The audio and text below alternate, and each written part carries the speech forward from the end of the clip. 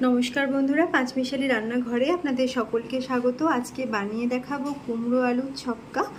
छोला दिए कुमड़ो आलुर এই তরকারিটা লুচি রুটি পরোটা সবার সাথে খেতে খুব ভালো লাগবে। আশা করি রেসিপিটা দেখে আপনাদের পছন্দ হবে। ভালো লাগলে অবশ্যই লাইক শেয়ার করবেন আর কমেন্ট করে জানাতে ভুলবেন না আপনাদের কেমন লাগলো। আর আমার চ্যানেলটিকে অবশ্যই সাবস্ক্রাইব করে পাশে থাকবেন। এখন বানিয়ে দেখাচ্ছি কুমড়ো আলু দিয়ে ছক্কা রেসিপি। আজকে বানিয়ে দেখাবো কুমড়ো আলুর ছক্কা। তার জন্য নিয়েছি কুমড়ো, কিছুটা কুমড়ো নিয়েছি, টুকরো করে নিয়েছি, একটু বড় বড় করে ডুমো ডুমো করে নিয়েছি আর খোসা ছাড়িয়ে নিয়েছি। এখানে নিয়েছি 2-3টে আলু এভাবে টুকরো করে নিয়েছি। কাঁচা লঙ্কা নিয়েছি 3টে, সরষের তেল 2 টেবিল চামচ, 1 টেবিল চামচ ঘি, চিনি আর নুন স্বাদ মতো ব্যবহার করব। আর নিয়েছি হলুদ গুঁড়ো 1 টিস্পুন, কাশ্মীরি লঙ্কার গুঁড়ো 1 টিস্পুন। ভাজা মশলায় ধনে জিরে শুকনো লঙ্কা, 2টো শুকনো লঙ্কা ভেজে শুকনো খোলায় ভেজে গুঁড়ো করে নিয়েছি। 1 কাপ সিদ্ধ ছোলা। ফোড়নে দিয়ে দেবো 2টো শুকনো লঙ্কা আর সামান্য 5 ফোড়ন। এখন রান্নাটা শুরু করছি।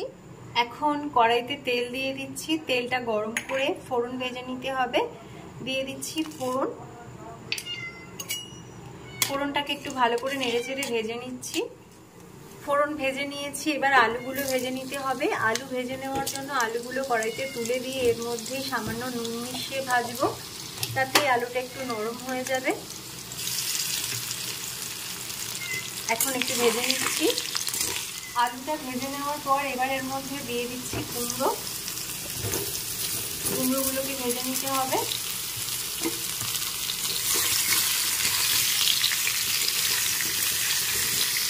আর এর সাথে মিশিয়ে দিচ্ছি ছোলা। লুচি পরোটা রুটি মুড়ি সবার সাথে এই তরকারিটা খেতে দারুণ লাগে, আমার তো খুব ভালো লাগে। তো এখন একটু ভালো করে নেড়ে চেড়ে ভেজে নিচ্ছি।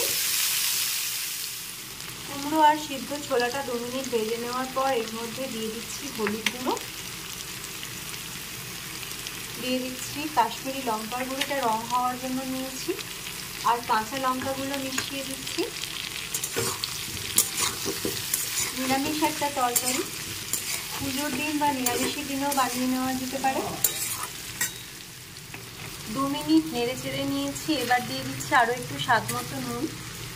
একটু নেড়ে চেড়ে নিতে হবে আর জল দিয়ে দিচ্ছি আলু আর কুমড়ো সিদ্ধ হওয়ার জন্য। আর 5 থেকে 7 মিনিট এটা সিদ্ধ করে নিতে হবে।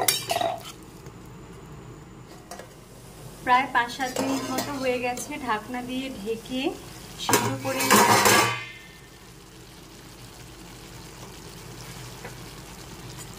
আমি মাঝখানে একবার নেড়ে চেড়েও নিয়েছিলাম, প্রয়োজন মতো নাড়াচাড়াও করে নিয়েছি। এখন আলু আর কুমড়ো খুব ভালোভাবে সিদ্ধ হয়ে গেছে,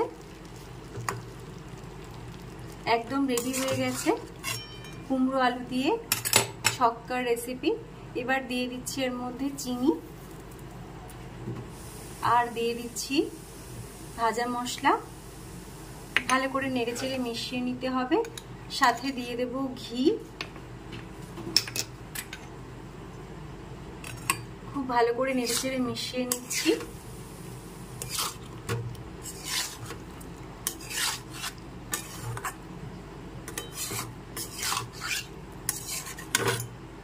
এবার আমি গ্যাসটা অফ করে দিচ্ছি। একদম রেডি হয়ে গেছে তরকারিটা।